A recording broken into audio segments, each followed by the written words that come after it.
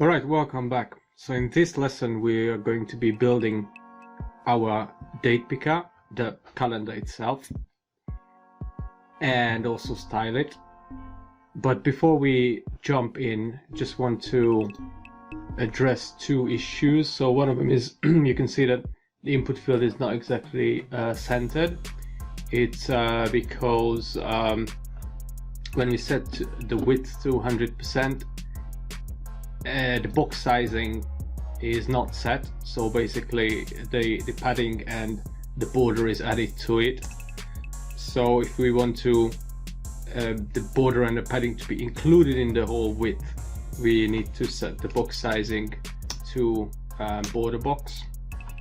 So if we do that, you can see it's nicely in the middle, and also we want a nice pointer on the button. So we're just gonna add that, and now we've got a nice pointer. Right, now onto the date picker itself.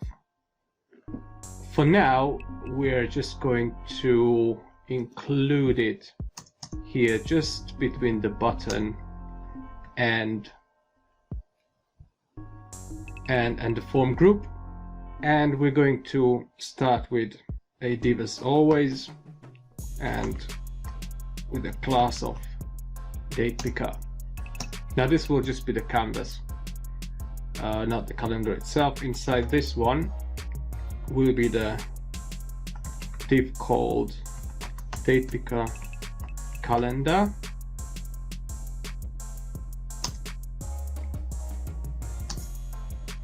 Inside this we're going to have another div. So the calendar will have a header and we'll have the body. The header is where the controls are and where the days of the week are, and obviously the body is populated with all the different dates for that given month. So for this one we will give it the date picker calendar, and I'm gonna call it header. I'm a little bit using the what's called the BEM method for naming the classes, which is the block or base block element modifier. So basically this is the block part, the date picker calendar. This is the element, the header, and this will get different modifiers based on what part of the element we're specifying. You will see that in practice shortly. So let's just create this one here, and inside the header we're going to have another div with the class date picker calendar header and dates. So this is the modifier.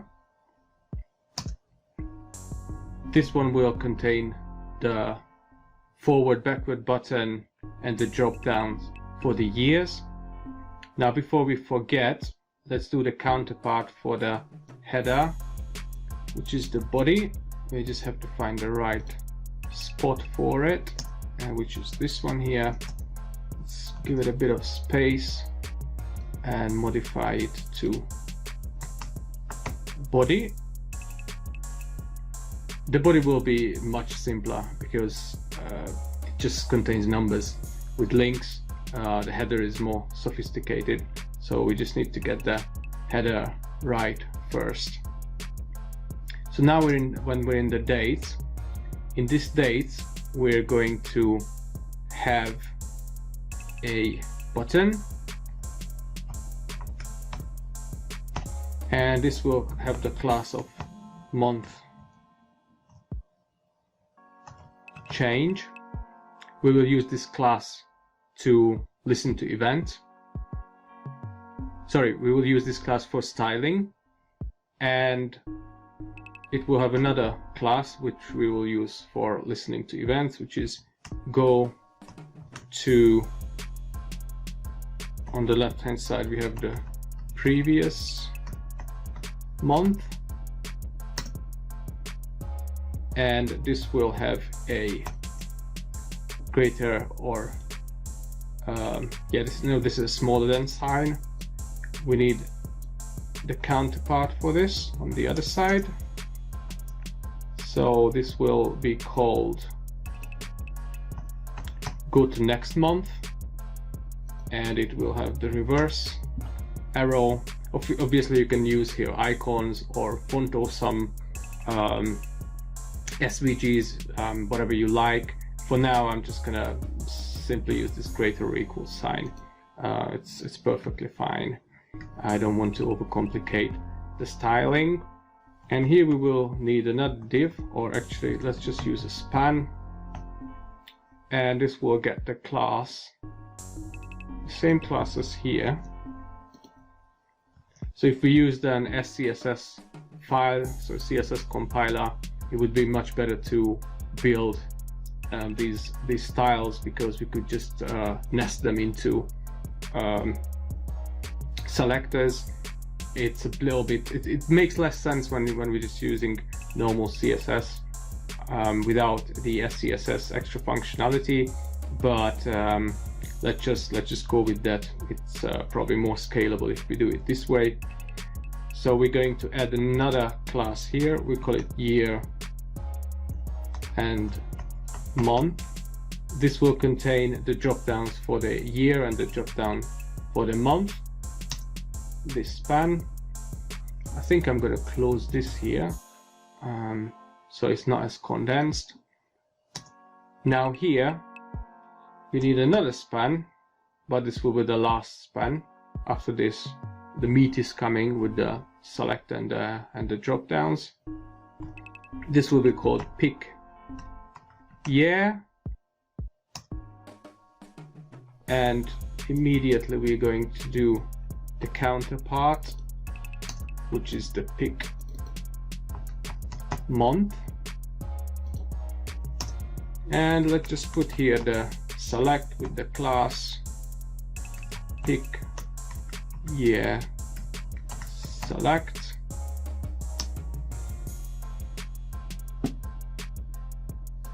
We won't need a name and an ID. Let's open this up as well and duplicate it for the month pick. Just exchange the class name quickly, and all that's left is here just put a couple of options. So we're in the years. Let's start 2019, and let's create a few more.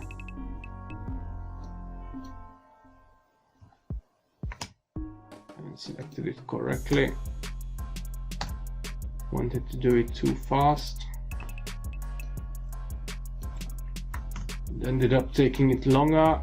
So we've got 3 years, just dummy years. And we're going to copy over these options. And instead we're going to say this is the value 0, 1, and January, this is the value 0, 2,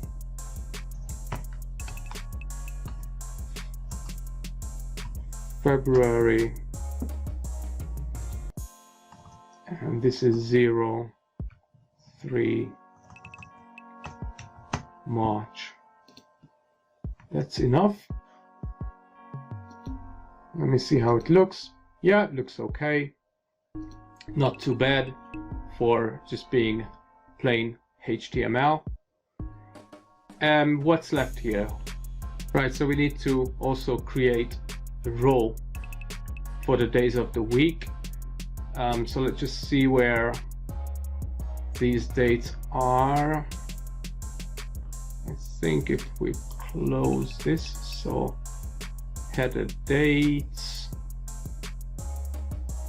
Yeah, we need to create a div here with a very similar class name, but instead of dates, it will be called days or days row.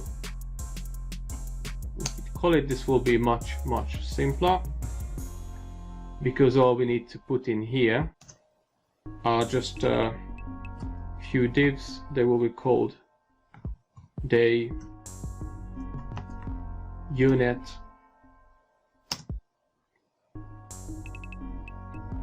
and we can create 7 of them. So this is 1, 2, 3, 4, 5, 6, 7. Let's just put the initials here. Tuesday, Wednesday, Thursday, Friday, Saturday, Sunday, right? And in terms of the body, we can pretty much copy these. Actually, I'm just going to copy one, because we need to make these links. We need to make sure that they are clickable. So we're going to put an A tag in here. Now we enter just a hash, and then we're going to put some numbers here. So this is 1, 2, 3, 4, 5, 6, 7. 2, 3, 4, 5, 6, 7. Forgot something, and what I forgot is actually we want to put them in a row as well. Now it's not necessary, but just for consistency's sake, and logically, because sort of a week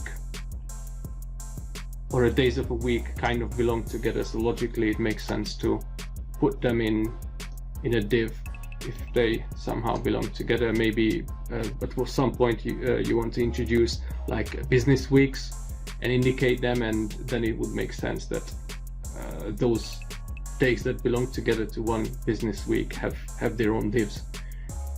So it's something that's worth already thinking about. The only thing we need to exchange here is that this is a body days row, and let me just see if I've done it correctly.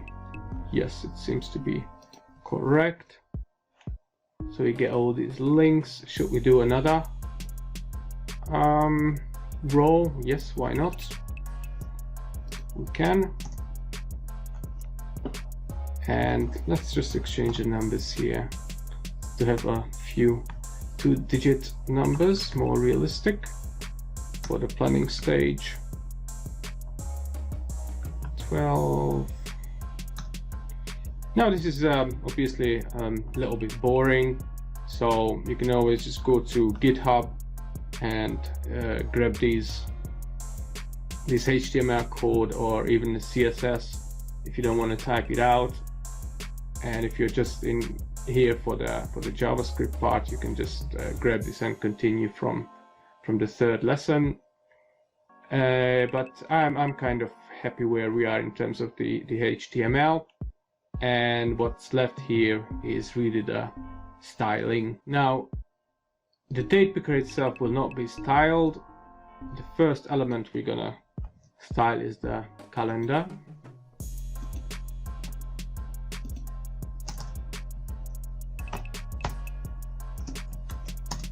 So this will have display inline block. It will have a box shadow. We can just grab it from here if we don't want to type it out. It's gonna look very similar. Let's see how it looks, and just give a little bit of border radius. Similarly, I think we use 3 pixels other places, so let's just add that here too. Now next one in line is the header, and actually not just the header, we're also going to grab the body as well and do some styling together. So let's just replace this here with body, and the only property it's going to get is a little padding, about 5 or 6 pixels. See how it looks. Yeah, that's looking fine. Now the header, and only the header, will get a background color to make it stand out. And I am going to visit this Computer Hope website as well and look for a different shade of blue. I think this is the one that I wanted, this light sky blue. So we're selecting background color,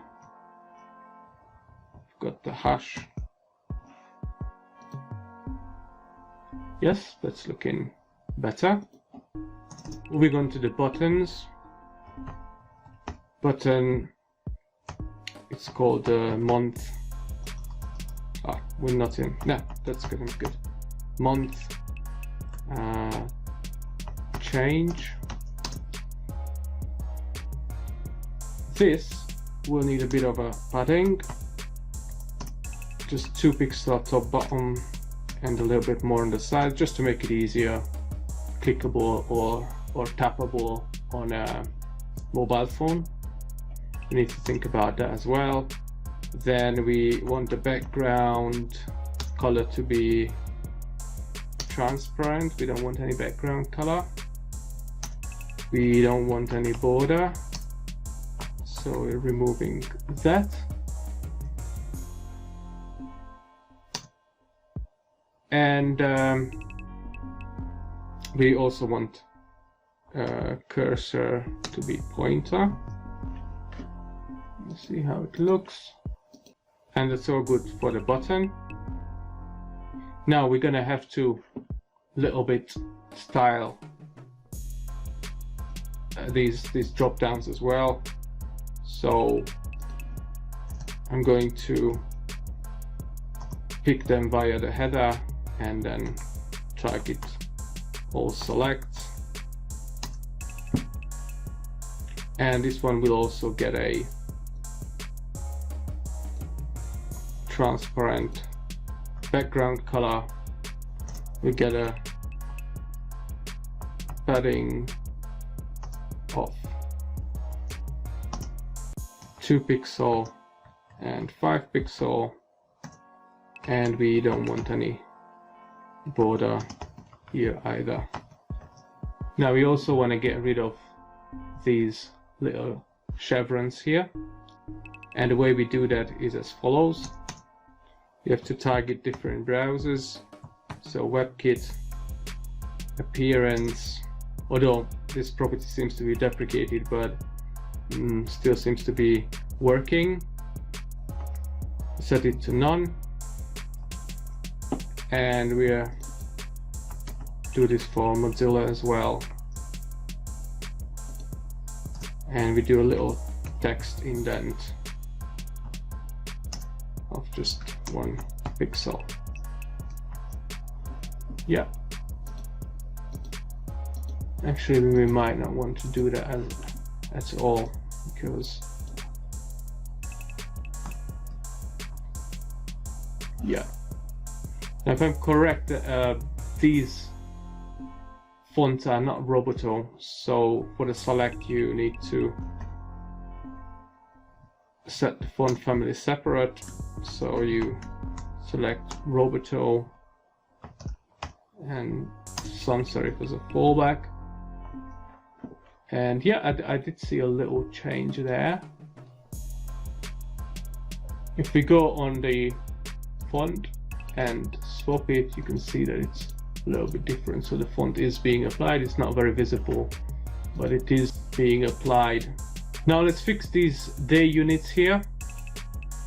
Obviously we don't want them to be listed one underneath the other. So we're just gonna grab day unit and we're going to display them inline block. Here we go. We just need to make sure that they are nicely spread out. So what we're going to say here is it's going to have a width of, say, 2.5 rem, line height the same, so there's going to be square, and we also want to align the text to the center. Yeah, this all looks good. Now what we need to do, we need to move these into the middle. Now we do this by selecting the header and the dates inside that more specifically. So I think this is how it was named, and we display it as flex and margin 0 and auto. Here we go. Okay, what's left? Not much. What we see is that it's not very easy to click these links. So as soon as you move out of the exact number, you can't click the link anymore. So you want the whole div, this whole 2.5 by 2.5 div to be clickable. So what you need to do in that case is a couple of small adjustments to the unit link itself. Links are by default just inline elements, so you need to change their display to inline block, set the width to 100%, the height to 100%, and optionally you can also remove the text decoration, none, and that way you can click third even outside the 3, so it's a little bit easier to manage for the users. Optionally, you can also color the body's background. Do we have a body selector? Just a body selector, nothing else? No. So why don't we give the body, let's do it here where the headers finish. We can give the body this nice milk white color, which is, you can just grab it from the body property.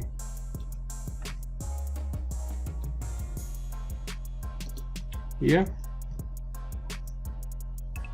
and that's it. So we've got our form done, we've got our date picker done, we've got our drop down, our buttons here, all looks nice. Obviously now it's all statically just embedded here as a HTML. It's not ideal, and once we add some functionality, this is going to change. And yeah, this is what we're going to do in the next lesson. We're going to start adding the first event listeners and make displaying the date picker as a function of interacting with the input field. So I'll see you in the next lesson.